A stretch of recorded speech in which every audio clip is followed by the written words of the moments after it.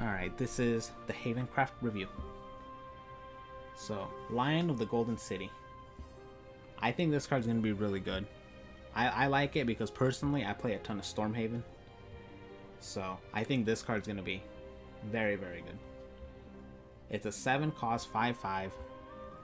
The fanfare, you play any 5-point or less amulet from your hand into play, and then you destroy that amulet. So it'll trigger the last word immediately. And if you play neutral followers, that card costs 1 less. Which means you can make this card cost a lot if you run a few neutrals, if you tech in some neutrals. This and this card costs 7, so it's not a 6 cost. For once, a card doesn't cost 6.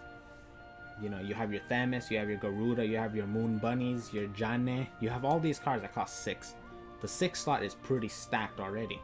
So while it's more expensive, it's potentially very, very cheap. So I think Lion's gonna be a 3 of in Storm decks. You might even run it in any Haven deck, because it's not only Storm amulets. You can also play things like Tribunal. You can get a free card draw, free cards immediately. You can get, I think you can even play the cards that spawn dragons. You might even see Dragon Haven, right? I think Lion is a very top tier card. I like him. I give him a good rating. Meta rating. I like him. Let's move on. Princess Snow White. 2 cost 1/2. I really like the low cost legendary. High cost legendaries are good, but having low cost ones, I like the idea of that. Although the problem being they're probably gonna power creep the like bronzes and stuff. Does Tribunal's fanfare? I don't know. I'm pretty sure it doesn't, because fanfare you actually have to like pay the cost and play them. So I don't think so. But yeah, let's move on. Snow White. She's a 2 cost 1/2. Her stats are pretty underwhelming, but her last word is pretty good. Summon a Princess Snow White and evolve it. Then remove all effects on this follower. So instead of being a 2 cost 1/2, she ends up being, if you actually get the last words off and she doesn't get banished, right? She ends up being a 2 cost 4/5. Or no, 3/5, my bad. Which is, it's pretty good. If that was like on a card, a normal card, it would be overstated. But she spreads it out over 2 followers. The downside being, she only gets 1/1 when she evos, because otherwise that might be a little broken. I like her. She'll help you apply pressure early on, especially against, you know, other aggro decks. You can trade, you can do all sorts of stuff with her. Since she costs 2, she'll probably still get bounced just like your Beast Call Aria. But a lot of times you play Beast Call Aria and it's just too slow now. A lot of decks will just, they'll either out aggro you or they'll just kill you before the amulet even pops. So having options besides main you is good. I like Snow White. I don't know if she'll be an auto include in all decks, but I'll probably auto include her in all decks just because early game is nice. I like her. I'll give her a good rating. I want to say maybe even a meta rating. I just don't see any deck where she can be that bad. I guess maybe Storm because you want to play amulets, but honestly, I might even rather play this. I'll give her a meta rating. Alright, let's move on. You can replace... Yeah, there's so many amulets you can play. That's why Lion's really good. So, Odette. White Swan. She's a 6 cost 4/5. Fanfare, summon an enemy, Odile the Black Swan, then evolve this follower. So she gives your opponent a card. We'll see the Black Swan later, but the thing is, she gets a free evo, right? A free evo, and then she gets this effect. At the end of your turn, restore 2 defense to all allies. That's meh. I guess if you want healing, it's good because it heals you. All allies counts your face. So This might be okay. Also, her evoed stats let her trade into the Black Swan. So you can just play this and trade into it, but you'll take the damage.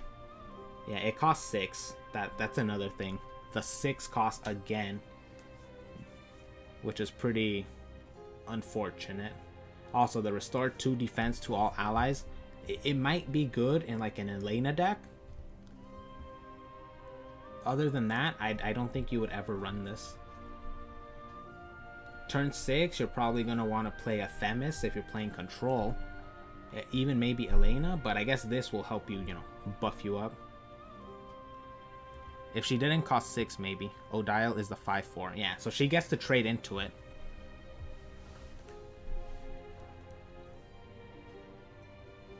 She can kill the other one. Unfortunately, at 6, I think you have better options than this. The only deck I see this being played in, I guess you can tech this into Control. Maybe. Like not Control, but like an Aegis deck. Otherwise, I only ever see you playing this in an Elena deck. She just doesn't seem that good to me. Yeah, Elena, the amulet. That amulet, when you heal your face, it gives your entire board 1/1.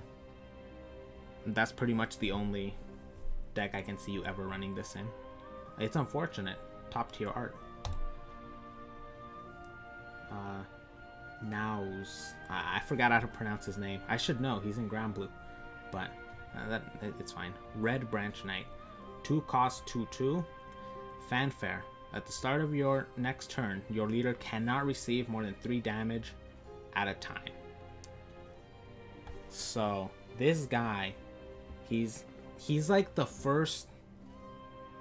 He's a start.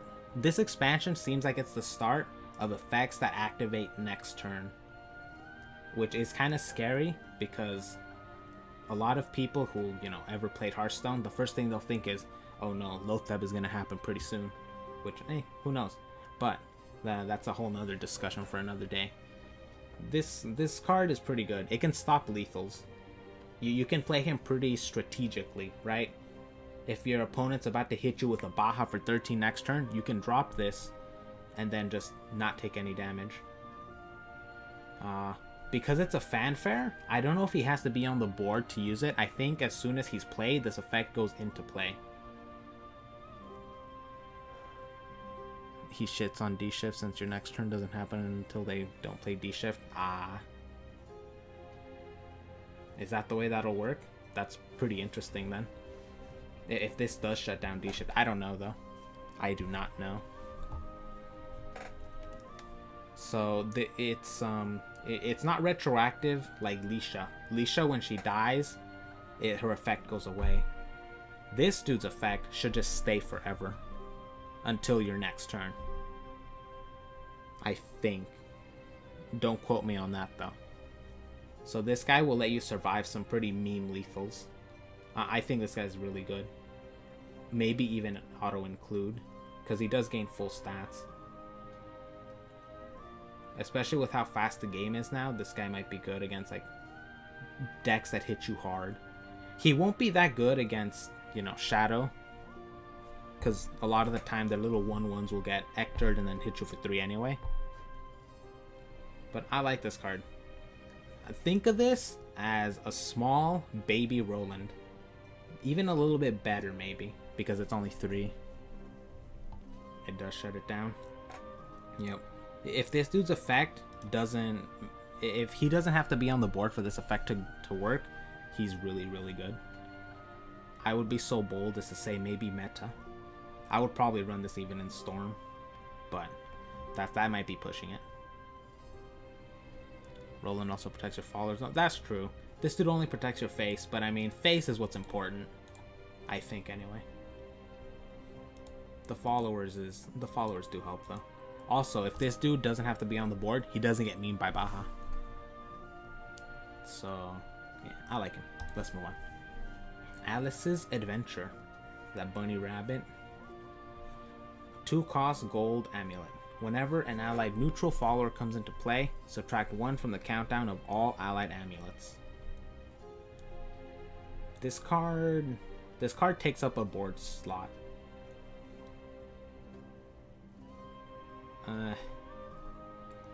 Would you ever run this over Candle? Seraph support? Yeah, actually, yeah. It would be better than Candle in that case. Because this will let you just pop Seraph without having to use any advances. So you could run some weird neutral Seraph deck with this thing. The problem is it takes up board slots and deck slots. I think there are better cards than this. Especially if you're running like amulets. I feel there's better cards, but who knows? You need 3 spaces on the board though. Yeah. It's a Seraph card and that's it, just Seraph. Like neutral Seraph maybe. Yeah, I don't really see you ever playing this card otherwise. I'll give this card a nice meme rating. Because even in Seraph, I don't know if you'd be willing to sacrifice the slots since Seraph is kind of packed tight already. But, hey, if you're playing neutral Seraph, this card's for you, probably. Let's move on. Eagle Man. Eagle Man. This guy's OP. When he evos and gets stronger, he gets a lot of wings. Alright, but let's move on. He's an eagle, so he's good. 6 cost, 4/5. Ward. Whenever an allied neutral follower comes into play, subtract 1 from this card's cost. Oh, man. Ooh. So, he costs 6, but if you're playing neutral, you can probably put this guy out really early. A 4/5 ward, maybe. I don't even know. Could you do it turn 3? That's getting a little optimistic, but these subtract 1 costs, they're nice memes. I like it. Now, would you run this guy in anything but neutral? No. I don't think you would ever run him in anything but neutral. Tempo neutral. He's gonna be part of the Lion decks. Yeah. You can probably make an entire deck around Lion where you just zoo spam the board. So you'll either play this in, I guess, a Lion deck, or... Oh, I heard some sounds. You'll either play this in a Lion deck, or in just a separate neutral deck. Otherwise, this card will never see the light of day. But it does have Ward. Ward is very annoying. Don't underestimate this right here. This alone is pretty broke back sometimes. Since Success comes into play, that means things like Goblin Princess count for all 3 summons. That's actually kind of badass. Yeah, this card will combo pretty well with a lot of stuff then. I think Eagle Man, he might be a staple in neutral decks, like meta neutral, neutral Haven. Or Lion. Other than that, you're never going to run him in anything other but neutral. Let's move on. Hati. 6 cost, 3/7. Another 6 cost. Here we go with this Haven 6 cost. Why do they all cost 6? Well, why can't he cost 7? Right?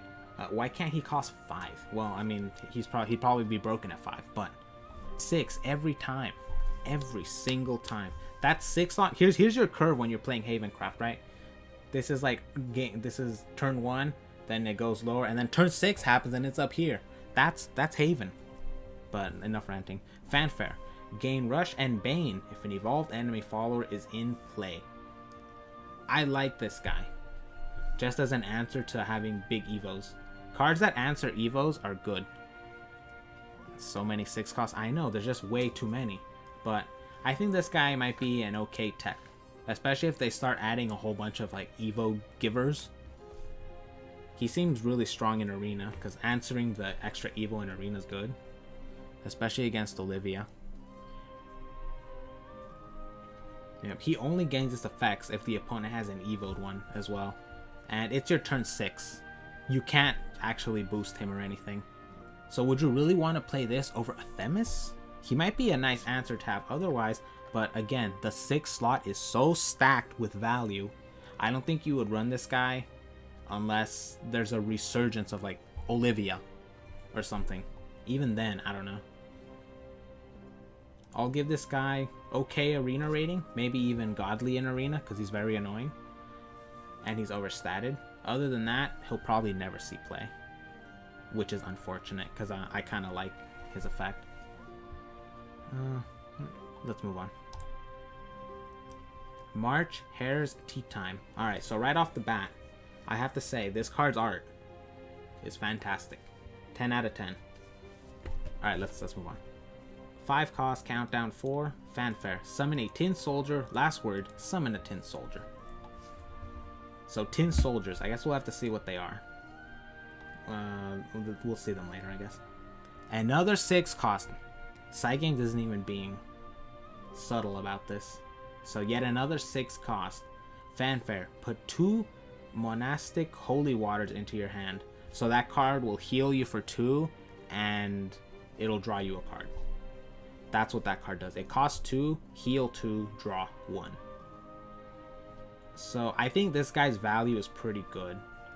You might run him in a healing deck. You would probably definitely run him in an Elena deck. This guy would be staple in your Elena. Elena's a banner that when you have it on the board, well, it's an amulet. You have it on the board, and whenever you heal, your board gets 1/1. So this guy gives you super value for that. It's too slow, but I don't think you'd ever run it in anything else. He costs 6, and keep in mind, the waters don't get reduced. They still cost 2. This dude in Arena, yeah. Cards like this are really good in Arena because they pull cards out of thin air. It's 1 for 3 cards, technically. Himself and 2 waters, and then he draws 2. So I guess 5? 5 cards in 1? Cards like this are very good in Arena. His stats are kind of okay too. 4/6. But his cost it's pretty hefty. The soldier is neutral and is missing from the site. Really? Psygames. Well, that's unfortunate. Let's move on. I'll give this guy an Elena rating. You only ever see him there and in Arena. In Arena, this guy's your nightmare, pretty much. An absolute bomb. Alright, White Tiger. 3 cost, 3/2. Finally, something that doesn't cost 6.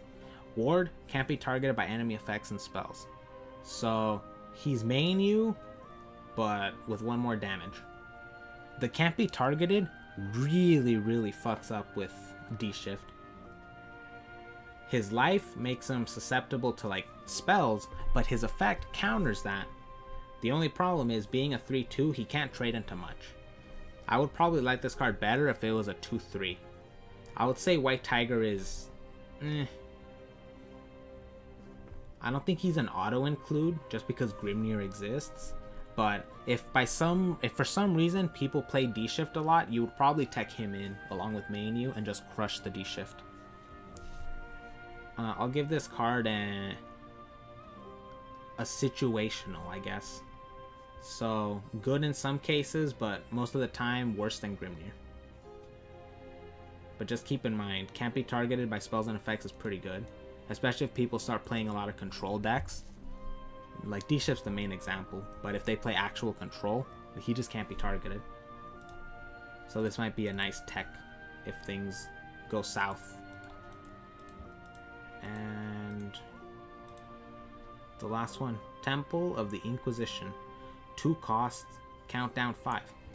Whenever an enemy amulet, or whenever an enemy follower is destroyed, subtract 1 from this amulet's countdown. Last words, draw 3 cards. So I guess more card draw, which is, it's okay, especially considering things like D-Shift can draw their entire decks, right? And all Haven ever had was that amulet. I think this was kind of maybe long overdue, but you have the healing man. So I don't know if you would ever run this over the first one. Eidolon Synergy. That is true, yes. You could also run this in a Lion deck. 3 cards instantly. Also, I guess in a control deck this would be good as well. Because if you're controlling the opponent's board, you would just draw 3.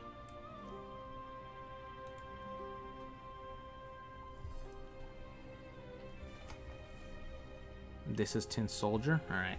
I guess I'll give this card a nice meme rating. I'm not too sure how I feel about it though. I don't think I would ever replace the 1-cost amulet for this. Just because this countdown's too slow. And this costs 2.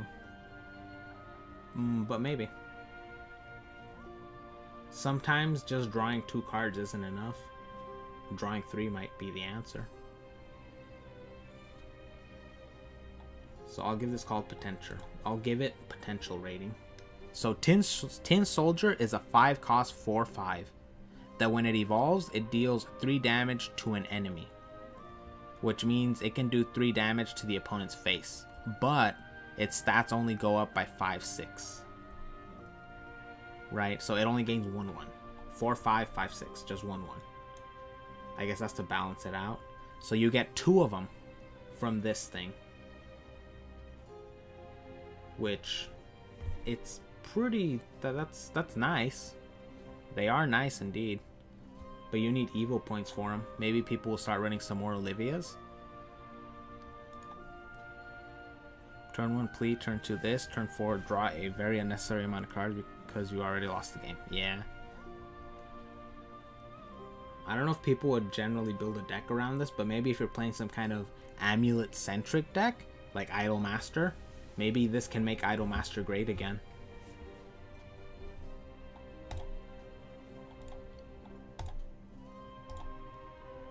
But that's about it. Some of these cards actually have me pretty pumped. As in Lion of the Golden City, Snow White, and probably him. I think this guy's gonna be pretty bonkers. It was never good. Don't bully the Idolmaster. Eagle Man in neutral. Most of the Brawn cards left me kind of meh. This guy will be insane in Arena though. That is for sure. That is for sure. And let's just have a look. There are 2 new cards. Here's one of them. Birdkeeping Disciple. 4 cost, 4/3. Fanfare. Put a Pinion Prayer into play. This card, I actually like this card, right? Because that's kind of the problem. You play amulets, but you don't do anything else.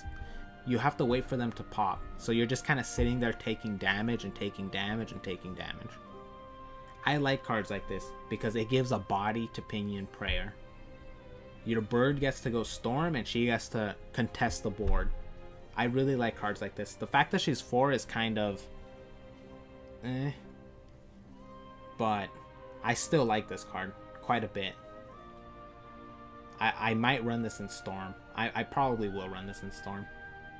Because right now the main problem I have with Storm is I die to everything. Right? I play my Beast Call Aria. I play my Divine Bird Song or something. I try to contest with main you. It's just not enough. I'll die. This card will probably help me contest. Especially if I'm going first. Because I don't have many good plays on turn 4 going first. The Priest is always in there. Priest of the Cudgel. But if you're going first, you play this instead and it gets a little better. I think this card's pretty good. Especially in Storm. I don't really think you'll use her anywhere else. And I guess because she does spawn an amulet, she'll be okay in Arena. And then the final card. Tenko. 5 cost, 4/5.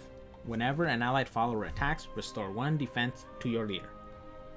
This card has potential in a lot of places. A whole lot of places. The main one is Elena. That's like the first thing that pops into your head, right? This card will be really good for Elena.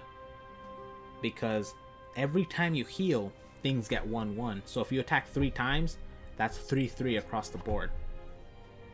But keep in mind, healing is good for everybody. You can tech this into Storm and play her kind of like a Sybil of the Brokeback, where Sybil's a turn 5 that can trade, she ramps and she heals. Well, this girl doesn't ramp, but she can heal you as well.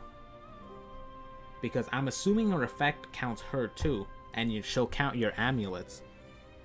A lot of the time, there's no healing in Storm. I might tech this in just to heal. I think Tenko's really, really good. It's only 1 life, but hey. Haven out healing Dragon. It may be. Storm has no access to healing that you can reasonably put in. I might find an excuse just to put her in, because her stats are really good. She gains full stats. She triggers on herself too with the Evo. Yeah, it's just 1, but it's whenever someone attacks. You pop your Pinion Prayers, that's 1 life right there. Divine Birdsong, that's another life right there. Evo herself, you trade and heal for 1. And have a giant body on the board. I like Tenko. I'm hesitant to give her the meta rating, but I'll give her the meta rating. Just because I like her art. I'm not gonna lie to you guys. I'm biased. I really like her art. It's pretty good. And I think that is the last Haven card that they released. So she's only Elena in your opinion? Yeah, I just want to I'm going to run her in Storm. When this launches, I will run her in Storm, because I think 1 life will be really good. Good art, that's enough for you? Oh yeah. She does indeed.